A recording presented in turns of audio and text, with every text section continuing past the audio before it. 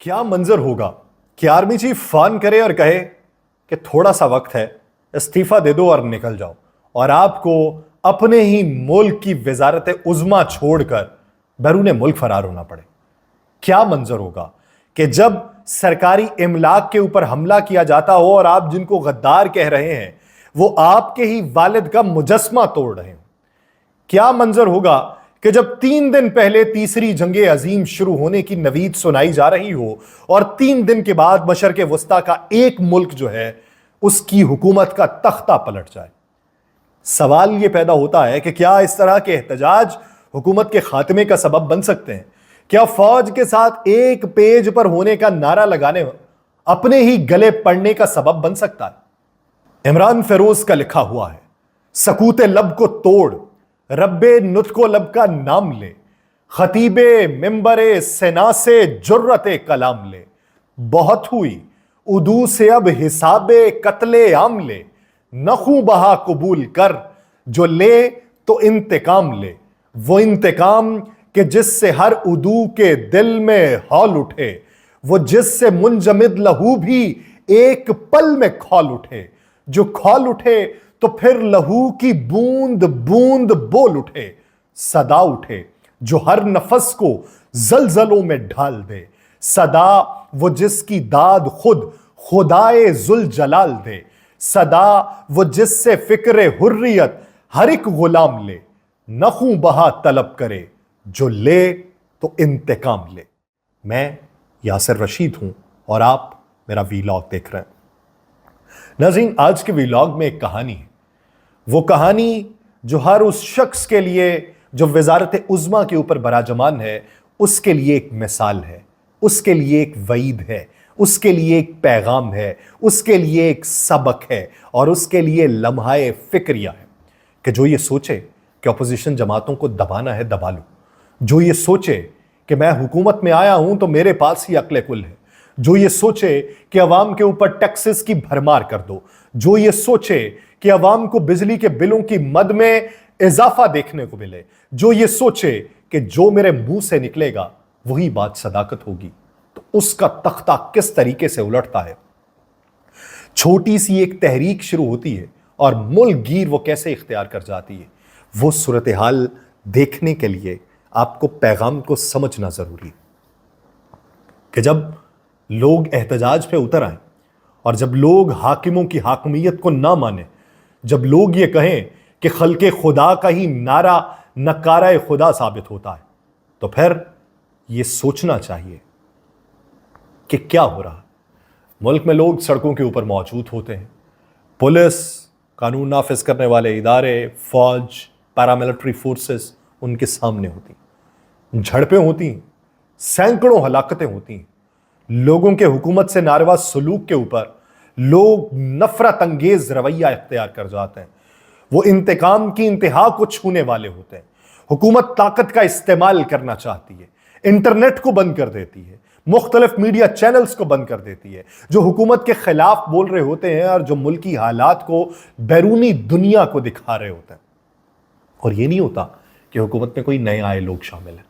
یہ نہیں ہوتا کہ حکومت میں نا تجربہ کار لوگ شامل ہیں۔ حکومت میں جو لوگ بیٹھے ہوئے ہیں انہوں نے دہائی سے زیادہ حکومت کی ہے، حکومت میں جو لوگ بیٹھے ہوئے ہیں ان کے اوپر کرپشن کے الزامات بھی ہیں لیکن اس کے باوجود بھی ان کے پاؤں جمے ہوئے ہیں، حکومت کے اندر جو لوگ بیٹھے ہوئے ہیں ان کے قریبی رفقا کے بارے میں بہت سی باتیں ہوئی ہیں، حکومت میں جو لوگ بیٹھے ہوئے ہیں، حکومت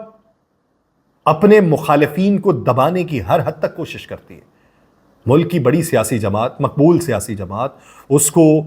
لیبل لگا دیتی ہے کہ اس پہ پابندی ہے، اس کے لوگوں کو غدار وطن ڈکلیئر کیا جاتا ہے، اس کے لوگوں کو پکڑ کے پابند سلاسل کیا جاتا ہے، پھانسیاں تک دی جاتی ہیں، اس جماعت کے لوگوں پہ مخالف لوگوں کو سپورٹ کرنے کا الزام لگایا جاتا ہے، انہیں ملک کے خلاف قرار دیا جاتا ہے، ملک میں ایمرجنسی نافذ ہوتی ہے، کرفیو نافذ ہوتا ہے، حکومت کو یہ ہوتا ہے فوج اس کے ساتھ ہے، کیا اکھاڑ لے گا کوئی؟ حکومت کو نشہ ہے، دنیا بھر میں مقبول اپنے کردار کے حوالے سے یہ وہی حکومت ہے کہ جو ورلڈ بینک سے پیسہ مانگتی ہے کہ ہمیں ایک پل بنانا ہے، ورلڈ بینک ملکی حالات کو دیکھتے ہوئے اس سے انکار کر دیتا ہے، ورلڈ بینک کو وہ پیغام دینا چاہتی ہے، پیسہ خود اکٹھا کرتی ہے، پیسہ اکٹھا کرتی ہے، پل بناتی ہے، اور جب کسی ایک بڑے سمٹ میں دنیا بھر کے جو سربراہان مملکت ہیں وہ اکٹھے ہوئے ہوتے ہیں تو وہاں پہ وہ وزیر اعظم جو ہے اس ملک کا، وہ آگے بڑھ کے ورلڈ بینک کے صدر کو اسی پل کی تصویر کو بطور تحفہ پیش کرتی ہے۔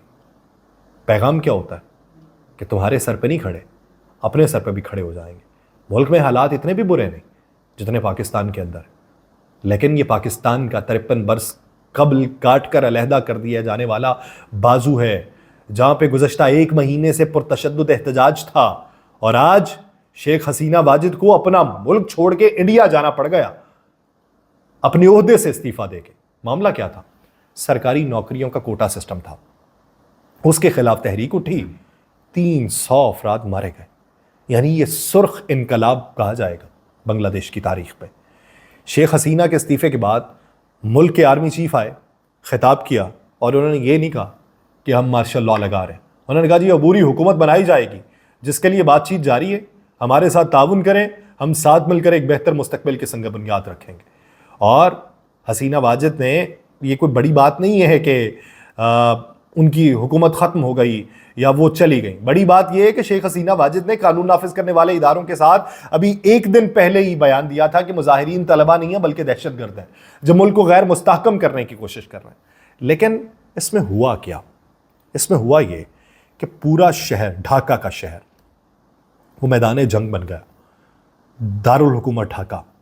کئی ہزار مظاہرین کے ہجوم نے اسپتال کے باہر پہنچے، مختلف جگہوں کے باہر پہنچے، گاڑیوں اور موٹر سائیکلز کو آگ لگا دی، سول نافرمانی کا انہوں نے اعلان کر دیا۔ شام کے 6 بجے ہوئے تھے، کرفیو کا اعلان کیا گیا۔ وہاں پر میڈیا رپورٹس کے اندر یہ بتایا جانے لگا کہ کرفیو غیر معینہ مدت تک رہے گا۔ وہاں بیچ میں ہوا کیا؟ ہوا یہ کہ وہاں پر سابق جو فوجی سربراہ تھے وہ آئے، انہوں نے آ کے وہاں پہ پریس کانفرنس کی، اور انہوں نے کہا جی ملک کو اس نہج تک نہیں لے کے جانا چاہیے، فوجیں واپس چلی جائیں، عوام کے سامنے نہ کھڑی ہوں، فوج کو عوام کے سامنے نہیں آنا چاہیے۔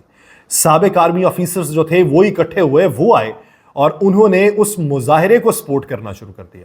انہوں نے کہا کہ ملک کے اندر اس طرح کے حالات جو ہیں وہ قابل قبول نہیں ہیں۔ ڈھاکہ میں اس صورتحال کے بعد موبائل فونز اور انٹرنیٹ کی سہولت کو معطل کر دیا۔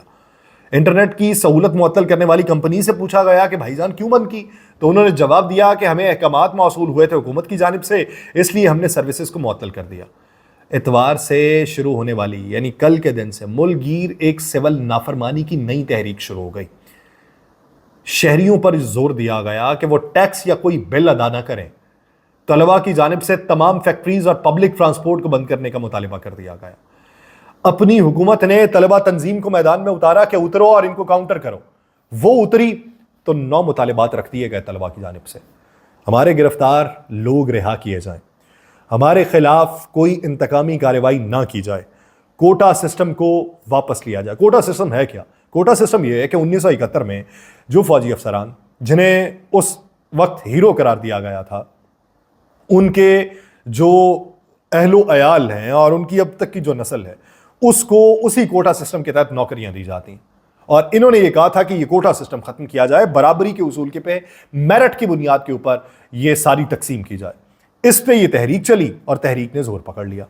اب انہوں نے یہ کہا کہ کوٹا سسٹم کو بند کیا جائے، گرفتار کارکنان کو رہا کیا جائے، انتقامی کارروائیوں سے گریز کیا جائے، حکومت وقت جو ہے اس کی طلبہ تنظیم، اس کے اوپر پابندی لگائی جائے، ہمارے جو لوگ مارے گئے ہیں ان کو معاوضہ ادا کیا جائے، حکومت معافی مانگے ان سارے مظاہرین سے، جہاں پر ہمارے لوگوں کے اوپر تشدد ہوا وہاں کے پولیس افسران کو معطل کیا جائے۔ 9 نکاتی انہوں نے فارمولا حکومت کو دیا، حکومت نے ماننے سے انکار کر دیا۔ حکومت نے آگے اعلان کر دیا یہ طلبہ ہے ہی نہیں، یہ تو دہشت گرد ہے، یعنی انہیں اپنے ملک کے عوام ماننے سے انکار کر دیا۔ تو دیکھیے کہ جب حکومت اس ذم میں ہو کہ وہ عوام کی نبض کے اوپر ہاتھ نہ رکھ سکے۔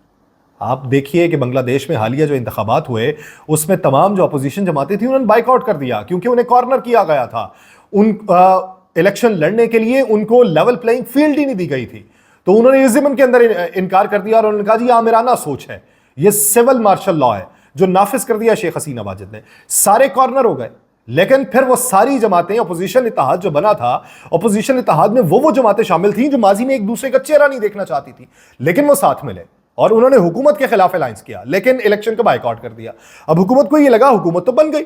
अपोजिशन तो दबा ली गई, फौज तो एक पेज पर है, जो मर्जी किया जाए किया जा सकता है, जो मीडिया चैनल है बंद किया जा सकता है, इंटरनेट सर्विस बंद की जा सकती है, आजादी इज़हार राय गया भाड़ में,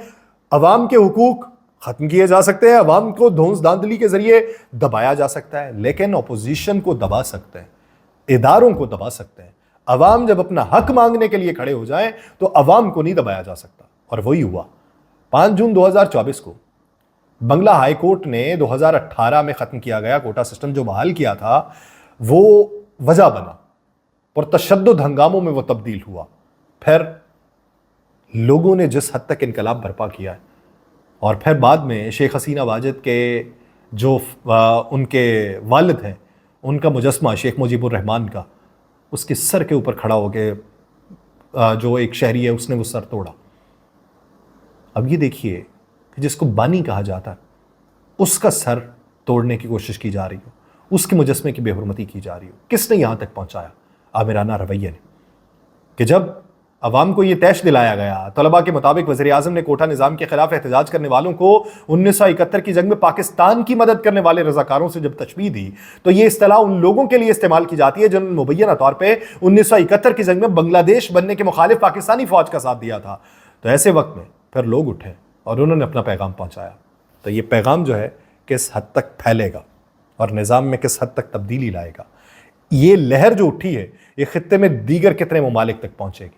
ये एक सवाल है। उसी का जवाब खोजने की इस वक्त कोशिश कर रहा हूँ। मुझे दीजिए इजाज़त, अल्लाह ने के बाद।